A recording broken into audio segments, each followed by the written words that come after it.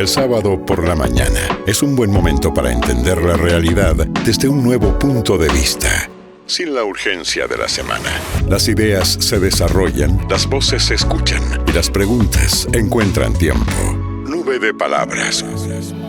Con Diego Senkman y Carlos Manzoni. Entrevistas con personalidades destacadas sobre los temas que importan, con un enfoque claro, cercano y sin prisa. Nube de Palabras. Hasta las 8 por Now. 97.9. Actualidad, más música pensada para vos. Buenos días, amigos, ¿cómo están? ¿Cómo les va? Aquí los estamos saludando una vez más desde Nube de Palabras. Mi nombre es Carlos Manzoni, mi compañero de siempre, Diego Senkman. Ustedes ya nos conocen, nos acompañan aquí a la mañana del sábado y vamos a dar comienzo a esta nueva edición. Vamos a comentar un poquito de política y economía. Por supuesto, ya mismo lo saludo a mi coequiper, le doy la pelota y empezamos a desmenuzar estos temas. ¿Cómo estás, Diego? Charlie, querido, ¿cómo estás?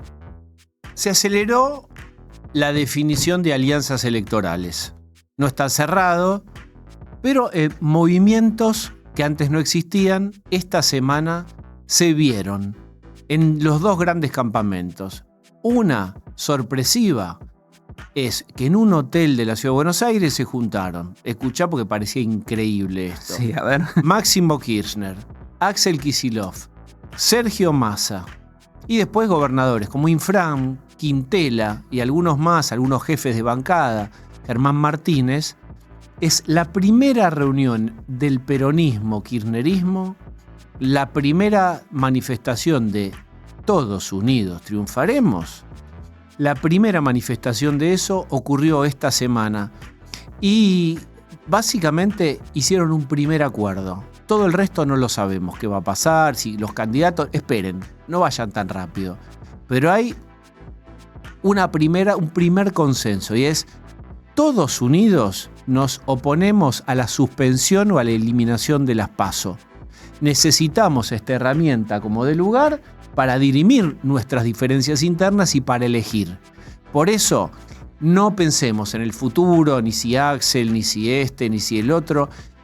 Paso a paso, diría Mostaza, Sí. Estoy contando en mis palabras, lo que se acordó es ser un bloque unificado que con uñas y dientes defienda la permanencia de las PASO como herramienta electoral. Ahí tenés entonces un primer síntoma de unión del peronismo. Hasta hace un tiempo se estaban matando. Recordá que tanto es así que Cristina está yendo a la ONU a pedir por su condena. Sí, y lo hemos hablado que acá. la dejen presentarse. Es decir, tenés todo un movimiento muy fuerte ahí que parecía de dispersión y ahora empieza un movimiento de síntesis, para sorpresa de nadie. Habrá que ver en qué termina eso. Va a terminar en algo, no sé en qué. Cuando Pero hablabas... hay plena conciencia. Acordate también que el gobierno viene cometiendo algunos errores. También hay zonas y vastos sectores de la población a los que no les llega la bonanza económica y en donde el salario sigue retrasado con respecto a la suba de precios. No estoy hablando de minería, energía, todo lo que ya sabemos que anda. Carril rápido. El peronismo ve que hay una parte de la sociedad que está reclamando representación y además lo ve al gobierno cometiendo errores como la ley de tierras, extranjeros. Vio el filón, se apalancó ahí, pudo encontrar ese estribo y subirse al caballo. El caballo es: hey, estamos vivos, necesitamos estar juntos. Sí. Eso es un campamento. Y voy al otro. También hubo una primera reunión de parte del equipo del PRO con parte del equipo de La Libertad Avanza. Hubo una conversación de más de media hora, impensada hasta hace un tiempo, entre Karina Milei y Mauricio Macri, un descongelamiento de esa relación imposible, y entonces ya están trabajando también en principio electoralmente. Te anticipo esto y cierro. No sabemos más adelante, no hablamos de candidaturas compartidas o un espacio compartido, o que se mezcla la témpera amarilla con la témpera violeta. No hay un nuevo no, eso es muy pronto para decirlo. Colores primarios. pero sí hay un primer descongelamiento de esa relación tensa, y lo que va a pedir, por ejemplo, el PRO es: te acompaño, me vas a necesitar en el Congreso, pero en mis distritos, perdón esto, no vengas a joder. La ciudad es nuestra y queremos que siga siendo nuestra. Si nos pisás la ciudad, por ejemplo, Claro. no va a haber acuerdo. Esos son los primeros lineamientos. Intentos en ambos campamentos, con el río en el medio, los dos grandes espacios políticos o del tablero ideológico de Argentina, comienzan a agruparse. Vamos a ver qué pasa. Ese río habla, el río en el medio que mencionás. Nosotros vamos a ver también del lado de la economía, Diego, qué está pasando, porque eso puede fortalecer a uno de los dos campamentos que vos decís que están tejiendo allí esa cercanía política, ¿no? El gobierno lo que dice es: intenta tranquilizar. Estamos a un año de las elecciones, ¿no? Mientras vos comentabas esto de los campamentos, lo pensaba, así que está ahí ya una fecha clave. Y el gobierno, el Caputo, dijo: bueno, 2027 no se van a tener que preocupar por los dólares. Tiró tranquilidad, ¿no? Constantemente lo está diciendo él, el viceministro de Economía, que José Luis Daza también sale mucho a hablar, ¿viste? Es muy, muy verborrágico. Y bueno, por el lado de los carriles rápidos, como vos decís, vamos bien. Ya lo sabemos, lo hemos repetido siempre. Minería, energía, eso funciona. Y esta semana el gobierno tuvo dos buenas noticias. Una que no es para tirar dólares al techo, pero que es un símbolo. ¿Sabés que Aerolíneas? Sí, Aerolíneas, escúchame bien, dio ganancias. Por primera vez desde hace 10 años. Desde que fue estatizada en 2008 por el gobierno de Kirchner, solamente dio ganancia 2 veces. Esta es la segunda. Y bueno, en lugar de pedirle plata al Estado, Aerolíneas le va a pagar. En forma de impuestos. En forma de impuestos. Pero imagínate, recibir a alguien que durante todo el tiempo te estuvo pidiendo dinero, ahora te lo está dando. Bueno, es un buen síntoma. El otro, un poco más esperado, se conocieron los resultados de YPF, la petrolera estatal. También que ha dado mucho que hablar y también ligada, por supuesto, a Vaca Muerta, ¿no? Allí donde todos ponemos la mirada y las apuestas. YPF tuvo en el primer semestre del año ganancias récord. Ganancias récord, con lo cual se agranda la cuenta de exportaciones, de nuevo vía Vaca Muerta, así que es otra muy buena noticia. Adelantó también que las inversiones van a superar en los próximos meses los 6.000 millones de dólares. Dos buenas noticias para la economía, para ese frente, para ese campamento que no habló de eso, por supuesto, habló, como vos decís, más de alianzas políticas, de dónde te metés y dónde no te metés, pero sabemos siempre que la economía es una carta que el gobierno tiene que tener siempre para esgrimir. Conversaciones que se toman su tiempo. Nube de palabras con Diego Senkman y Carlos Manzoni. Por Now 97.9. Actualidad más música pensada para vos.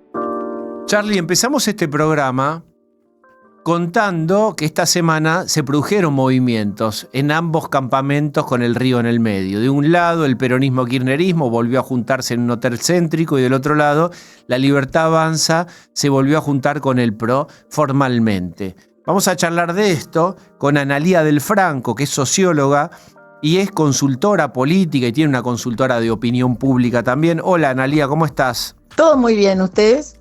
Bien. Vamos a la pregunta oftalmológica. ¿Cómo la ves?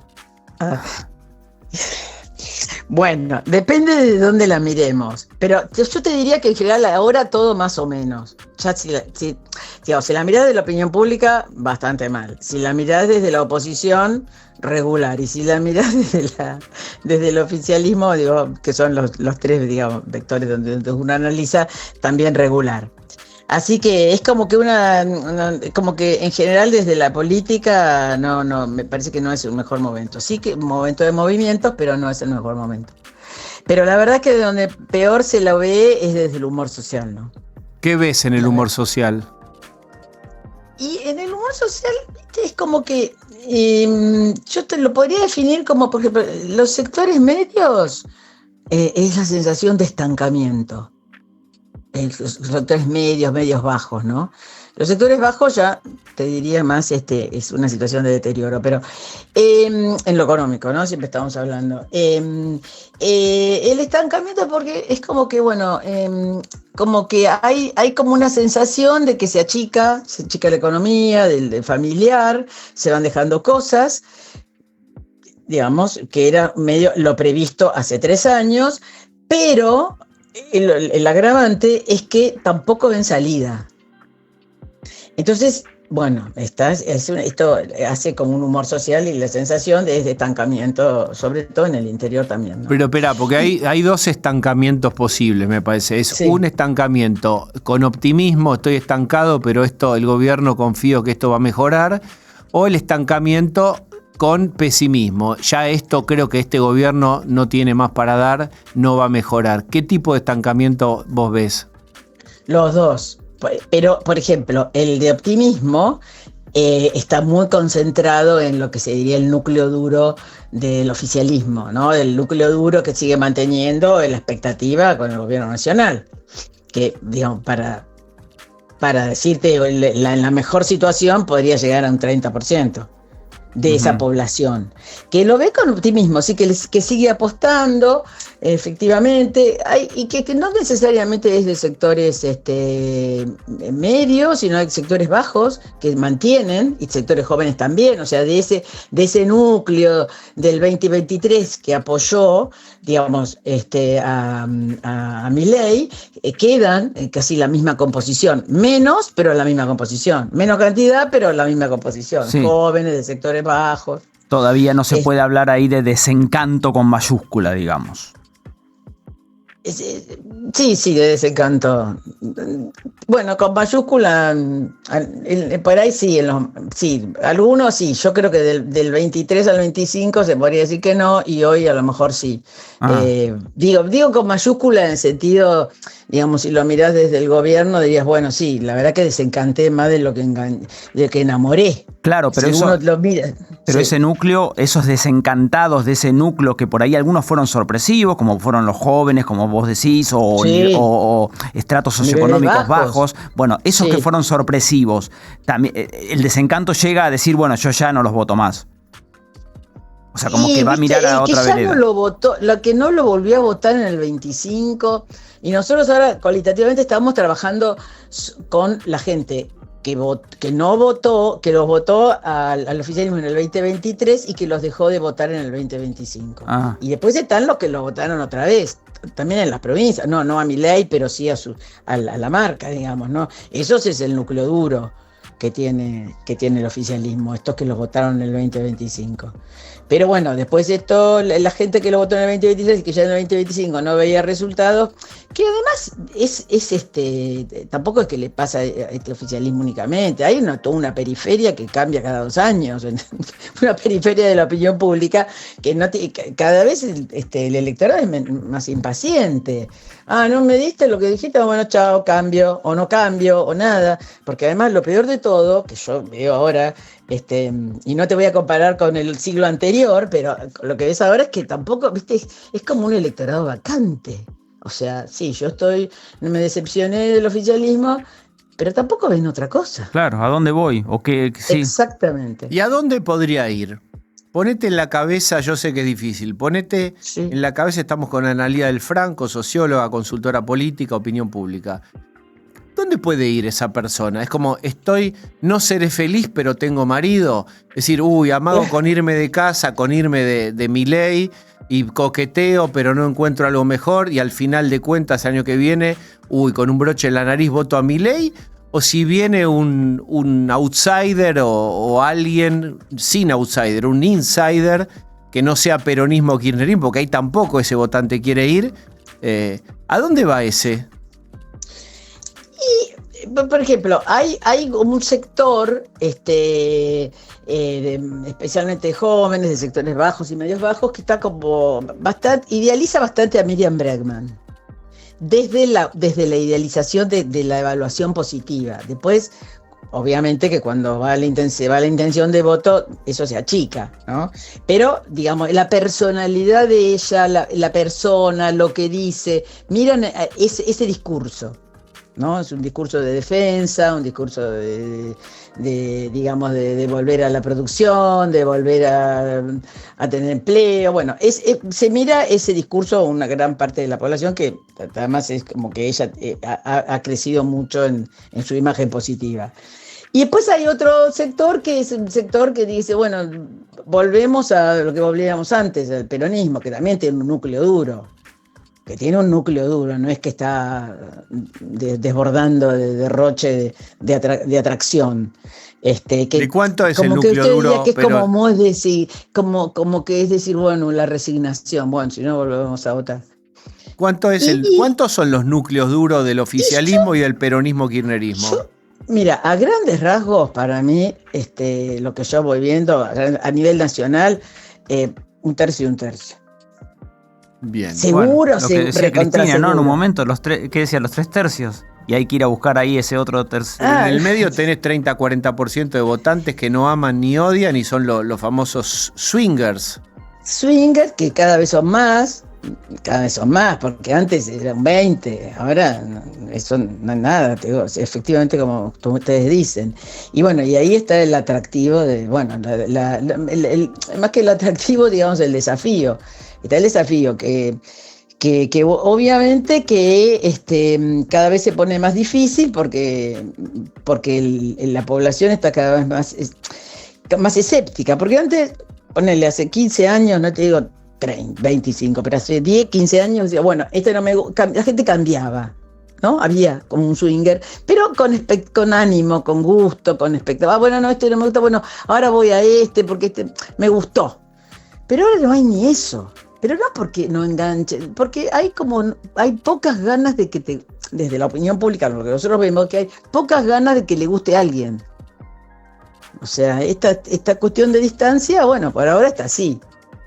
Pero... Por supuesto que no es un número, pues, no es totalmente, viste. Ahora, Analía, sí. Hagamos este juego breve. Estamos con Analía del Franco, socióloga, consultora política. Vos podés darle imaginariamente, esto no va a suceder nunca, un consejo a Milei y un consejo al peronismo-kirchnerismo. ¿Qué tienen que hacer en este momento? Y Milei, me resulta más fácil aconsejar a Milei, yo te digo. Bueno, vamos con Milei. Te digo la verdad. Milei, digamos, es esto, digamos, ¿no? Viste que un dicho que a Dios rogando y con el mazo dando, digo, bueno, todo muy lindo, estamos creciendo, la macro, lo que sea, se ocupa, pero, digamos, te tenés que fijar, digo, lo que decía Macri, miremos el metro cuadrado. Hay que mirar el metro cuadrado de la gente, por menos que sea. Entonces, dedicarle un poco tiempo a la vida cotidiana. O sea, ¿qué me estás pidiendo? Esto. Te dice Milei. ¿Qué querés, que tire plata de una avioneta como Massa? ¿Plan platita? Concretamente, Analía, ¿qué estás proponiéndome? Dice Milei. Y bueno, por ejemplo, recuperar una situación más proclive aunque no sea de cortísimo plazo, pero sea de mediano plazo, pero que implique gestos. El tema de lo que piden los industriales, un poco, ¿no? Como más posibilidades para que se mantengan las pymes. Digo, bueno, cuestiones económicas que tengan que ver más con el famoso mercado que, digamos, el mercado interno no, como reactivar el consumo. Activar el consumo, pero el consumo y el empleo. Claro. El empleo y las salidas, digamos, que la gente no sienta, ahora vienen Temu y Shein, y me van a, ¿no? Esta cuestión de que van cerrando empresas. Esto yo creo que es fundamental. Un poco esta cuestión más de atendamos un poquito a la economía local. No tanto el orden general, sino también esta cuestión específica. Esto yo le aconsejaría, y a mí me parece que por ahí medio que ya se están dando cuenta, más bien, me parece. Bien. Digo, yo esto me parecería que es un gesto interesante. Vos decís que se están dando cuenta. Bueno, sí, hay que ver a ver qué movida hacen. Lo que pasa es que estamos entrando justo a un año de las elecciones, entonces es el periodo en el que lo van a hacer o deberían hacerlo, ¿no? Sí, están a tiempo, te digo. Y el peronismo, bueno, peronismo, el tema es que, cambiar un poco la cabeza en relación a lo que se propone y que no implique únicamente que los discursos tengan que ver como que volver para atrás, aunque sea una cosa de perogrullo lo que digo, pero es que a veces se mantienen en algunos dirigentes del peronismo estos discursos pocos innovadores, propuestas innovadoras, porque lo que es seguro que nadie quiere, digamos, que quedó algunas huellas muy duras, negativas respecto del kirchnerismo, y sobre todo del kirchnerismo, que la gente no quiere volver. Entonces, bueno, una repropuesta, ¿no? Sí, esto yo que le aconsejaría al peronismo. Muy bien. Analía, muchas gracias por esta charla. Bueno, les mando un cariño grande. Hasta luego. Analía del Franco, socióloga, consultora política, opinión pública.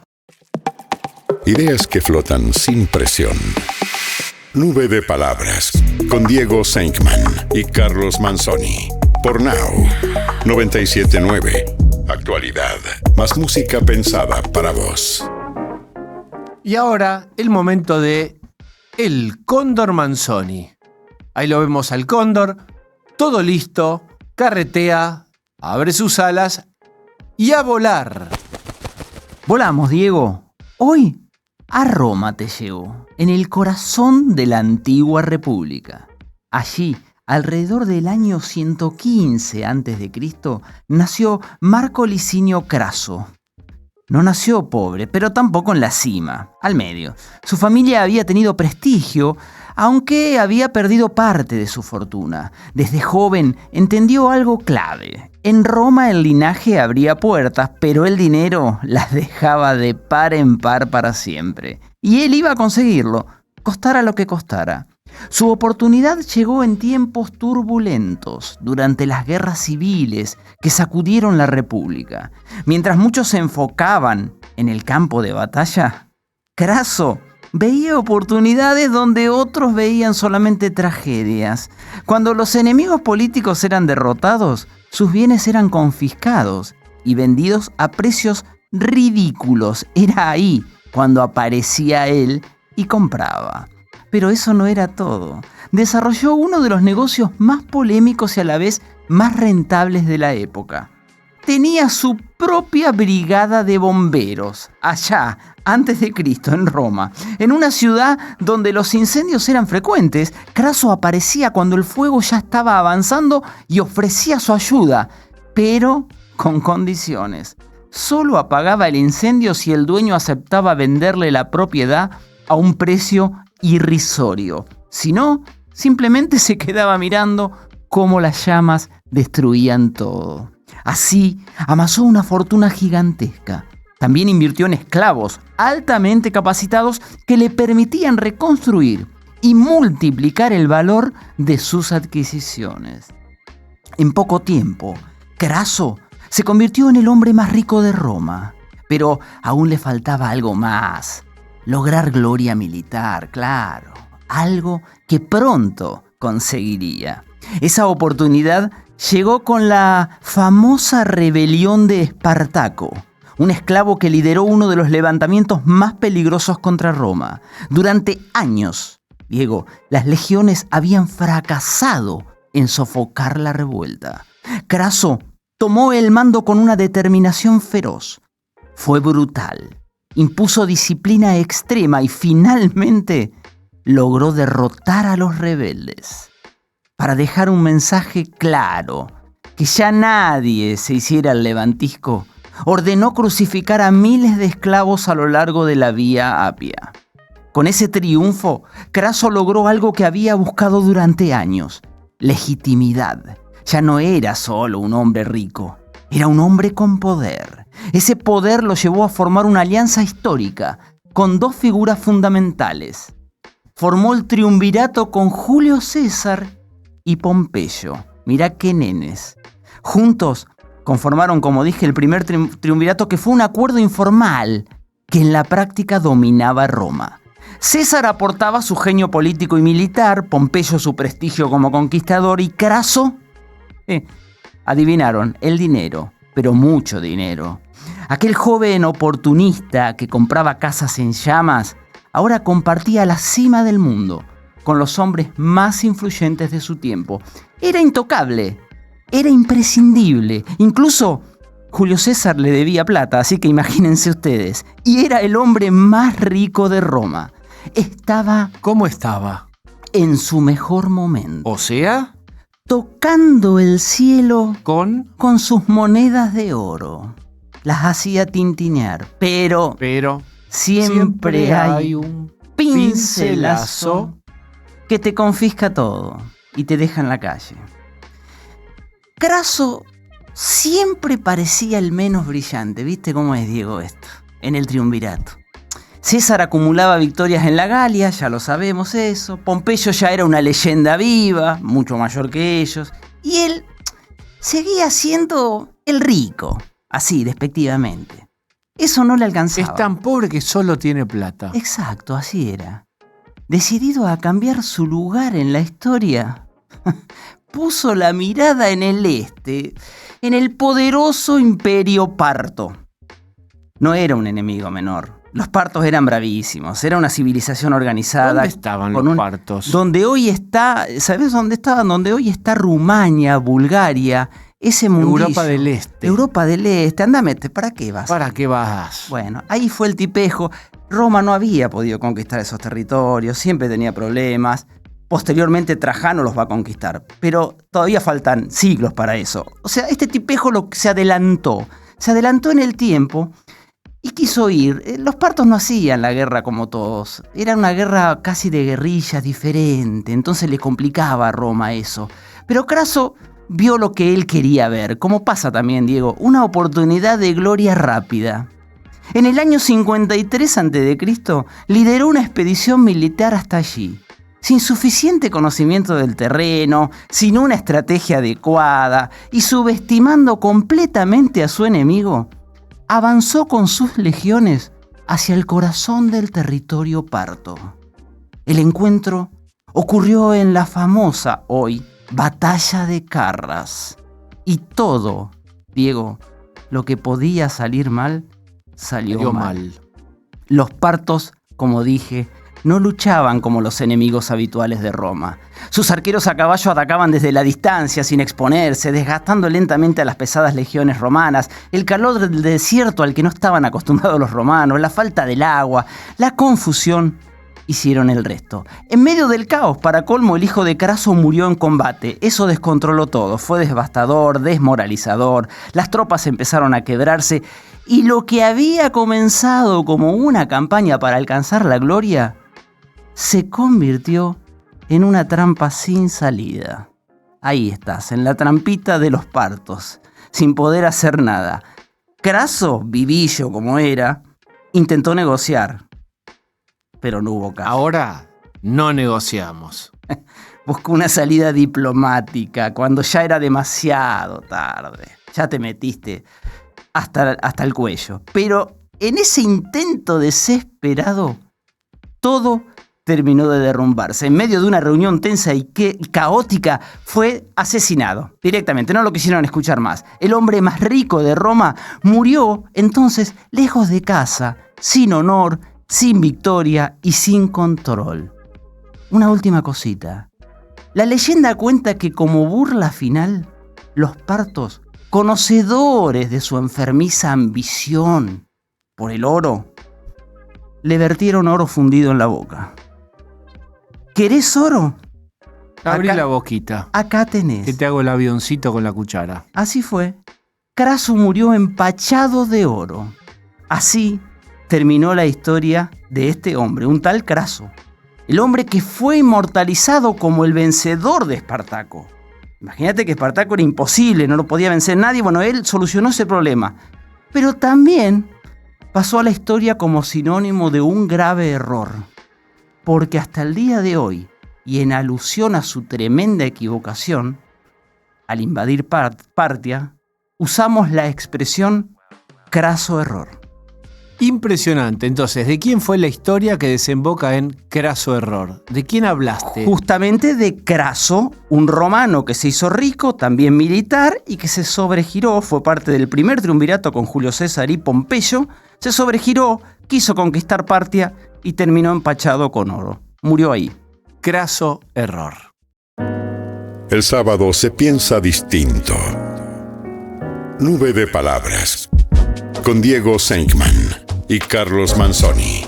Por Now 97.9. Diego, vamos a hablar un poco de impuestos, vamos a meternos en la famosa reforma tributaria, que son esos temas que, salvo los especialistas, muchos de nosotros quedamos afuera o no terminamos de entender qué pasa. ¿Qué hay? La propuesta del gobierno, también casos aislados, cómo se puede hacer sin tener un consenso de todos los gobernadores. Ya hemos visto en la época de Macri cómo fracasó eso por no tener las famosas firmas, acuerdos, consensos con los gobernadores. Bueno, el tema impuestos es ríspido en la Argentina y sobre todo cuando nos pega en el bolsillo una de las cargas tributarias más grandes del mundo.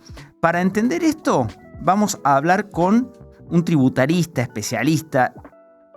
Se llama César Litvin y es director del estudio Lisicki, Litvin y Abelovich. ¿Qué tal? ¿Cómo estás, César? Buen día, Charlie. Saludo a Diego. ¿Cómo Un placer estás? estar con ustedes. Bueno, ahí hice un poco una introducción, César, pero aquí el que sabés sos vos. De la reforma tributaria, de lo que quiere el gobierno, ¿todavía hay algo palpable o son cosas aisladas que incluso ni siquiera llegan a la práctica? No, primero déjenme decir que es imprescindible una reforma tributaria integral porque el sistema tributario argentino actualmente vigente no da para más. Está contaminado por impuestos muy distorsivos. Por el otro lado, hay una superposición de impuestos que lo termina pagando el consumidor en un precio abultado por la incidencia que tienen los impuestos. Por el otro lado, han proliferado regímenes de retención, percepción, anticipos extraordinarios, que hace que muchas veces el contribuyente sea acreedor del fisco. Se está dando una situación inversa a los que dicen los libros de texto, y ese acreedor que es el contribuyente es un acreedor debilitado. Entonces es necesario hacer una reforma tributaria, pero como en la Argentina existe federalismo fiscal, la potestad para cobrar impuestos lo tiene nación, provincias y municipios. Entonces, ¿qué es lo que pasa? Si miramos cuáles son los impuestos más distorsivos, los que hay que ir eliminando porque le hace mucho daño a la actividad económica y boicotea la competitividad, en el podio está ingresos brutos, por supuesto, lejos, le toma mucha distancia. Ingresos brutos es un impuesto muy malo, porque tiene un efecto acumulativo, en cascada, afecta las exportaciones porque se exporta el impuesto en cada una de las etapas y además se va repotenciando en el precio. Un artículo que tiene una alícuota inicial de un 3%, de acuerdo a la etapa que tenga en el proceso económico, llega al consumidor final con una incidencia del 12%. César, si perdóname. Tasas municipales, sí. ¿Cómo se llama en otros países ingresos brutos? No existe en otros países. En otros países se utiliza IVA en Europa y se utiliza en Estados Unidos un impuesto a la venta, pero al consumidor, con lo cual no tiene ese efecto cascada acumulativo que se va repotenciando en el precio. Pero no hay nada que se llame ingresos brutos traducido a otro idioma. Ningún país tiene un impuesto de estas características, y quiero decir que cuando se creó el IVA se eliminó ingresos brutos, que se llamaba de otra forma, se llamaba actividades lucrativas. Rebautizaron el nombre y volvieron a crear, a los 2 años de eliminarse este impuesto, volvieron a crear este nuevo impuesto que convive con el IVA. En el mundo, el que tiene IVA no tiene otro impuesto a las ventas. Acá nosotros tenemos el IVA a nivel nacional, que se traslada al consumidor, a algunos productos con impuestos internos a nivel nacional, y a nivel provincial tenemos ingresos brutos que se repotencian el precio. ¿Cuánto es ingresos brutos? ¿Qué porcentaje? Depende de la actividad, si es industria o si es comercio, etcétera, puede llegar desde un 3% hasta un 9%. Para las actividades financieras está cerca del 9%. Con lo cual es un impuesto que yo diría que es un tumor maligno en la economía argentina y que hizo metástasis en las tasas municipales, que es el hermanito menor de ingresos brutos. Y en el Entonces, ranking de recaudación, ingresos brutos, ¿es el segundo que más recauda después de IVA, el tercero, el quinto? Para entender por qué no lo sacan. En primer lugar, sí, ahora digo, en primer lugar está el IVA, en segundo lugar ganancias, en tercer lugar está ingresos brutos, recauda el 4% del PBI. Pero hay un tema muy importante sobre esto, que hace 25 años ingresos brutos era el 2,1 del PBI. Lo que hicieron los gobiernos provinciales fue aumentar en los últimos 25 años en forma exorbitante ingresos brutos. Claro. Y dentro del podio está también el impuesto a los débitos y créditos bancarios. Es un impuesto que nació en el 2001. La idea era que sea por un año, fue un impuesto de emergencia. En marzo soplamos las velitas de los 25 años de vida de este impuesto. Lo puso Cavallo, ¿no? Lo puso Cavallo, sí. Y en tercer lugar está el impuesto a las exportaciones, que se llaman retenciones, y que fue reformulado, volvió a nacer en el año 2002, plena crisis.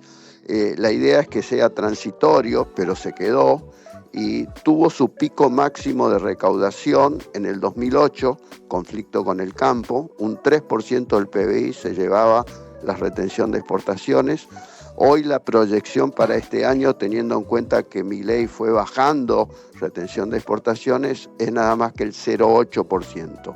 Yo creo que, hablando o respondiendo a la inquietud, la reforma tributaria debería ir ir eliminando o reformulando ingresos brutos, porque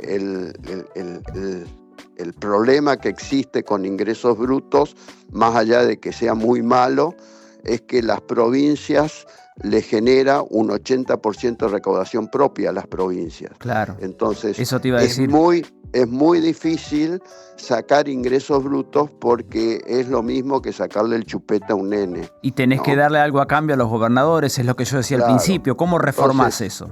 Entonces, ¿qué pasa? Como hay federalismo fiscal, la reforma tributaria intensa estructuralmente tiene que ser un acuerdo nación, provincia y municipio para que no ocurra lo que viene ocurriendo hace 2 años y medio. Milei bajó cerca de 20 tributos, con una reducción del PBI más o menos del 3 y pico %.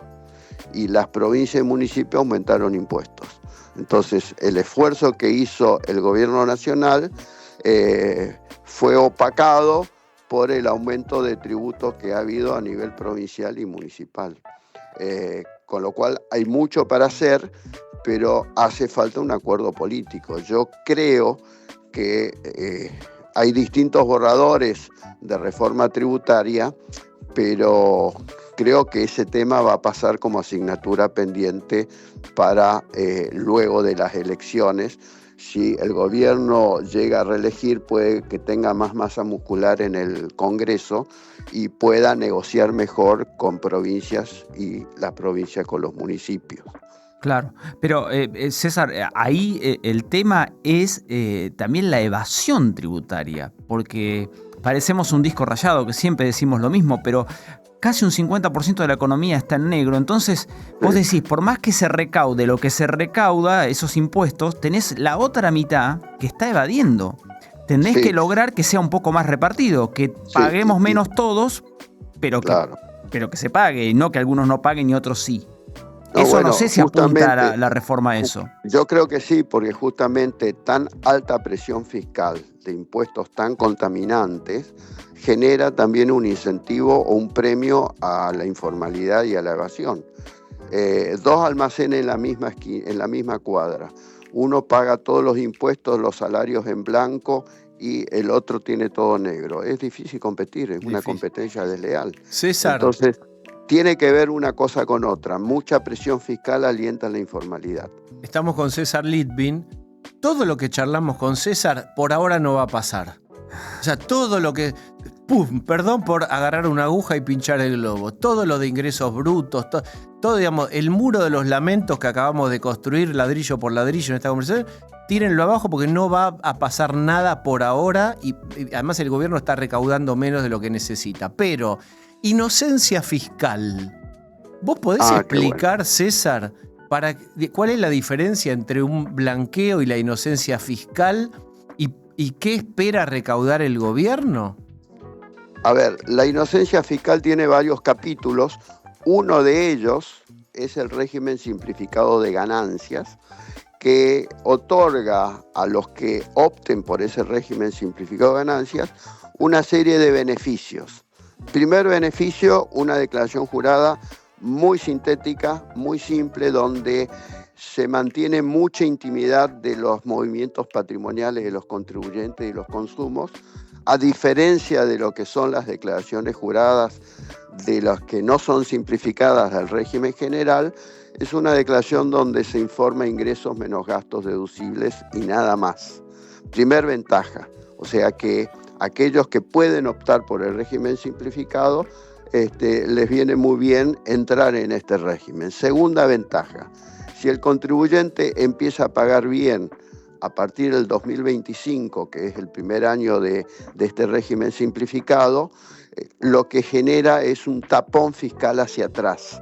Un tapón fiscal hacia atrás es que el organismo fiscal, ARCA, no puede poner las narices en todos los años que no están prescriptos, pero que quedan bloqueados por este beneficio. Ahí es donde se asemeja un poco al blanqueo, y se asemeja más porque permite a quienes están en el régimen simplificado y no sean funcionarios públicos, que esto es lo que salió de novedad ayer, lo nuevo, le permite utilizar dólares del colchón, o sea, dólares obtenidos por una actividad lícita pero que no pagaron impuestos. Ahí el gobierno estima que fuera del circuito formal hay cerca de 170.000 millones de dólares no declarados por los contribuyentes. A eso apunta esta norma, a que la gente saque esos dólares del colchón. Hay un cálculo que estimó el ministro Caputo de que si alguien tenía 100.000 dólares hace 20 años y los tiene en el colchón, hoy serían 320.000 dólares si se considera una inversión moderada, ¿sí?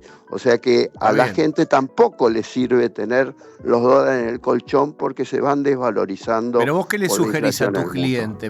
Tu cliente, estoy en la oficina de César Litvin, el cliente dice, está bien, César, gano de 100 a 300, pero corro el riesgo en un país como Argentina que el sistema bancario le pase. Yo quedé muy dañado y con mucho miedo del 2001. Más vale pájaro en mano.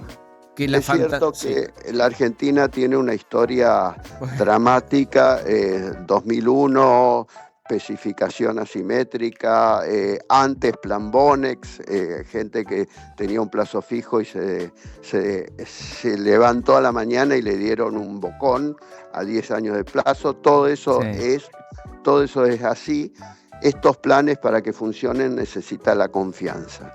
Entonces, ahí es donde el asesoramiento nuestro es objetivo desde el punto de vista de decir, bueno, el régimen simplificado, aunque no quieras usar los dólares del colchón, te sirve.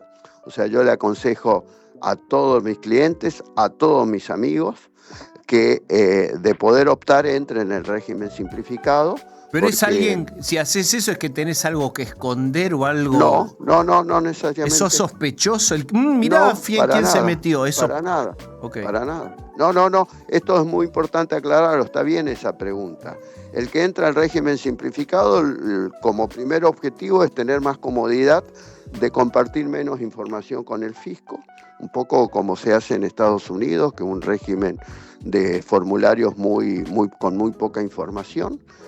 Se vuelve a tener más intimidad, y por el otro lado tengo la comodidad que no me empiecen a preguntar cuestiones de de hace algunos años que no están prescriptos, que ni me acuerdo. ¿De dónde lo saqué? Tengo que y demás. buscar, de dónde, etcétera. Entonces digo, no necesariamente el régimen simplificado da un menú de opciones, ¿sí? Como cuando vas a un restaurante y tenés 3 pasos y vos querés comer solamente ensalada, bueno, comé la ensalada y no necesitas comer todo el resto. Bueno, está bien esa analogía, César, para cerrar, porque justo la ensalada y el dólar es verde, ¿no? Me van a dar un premio por esta analogía.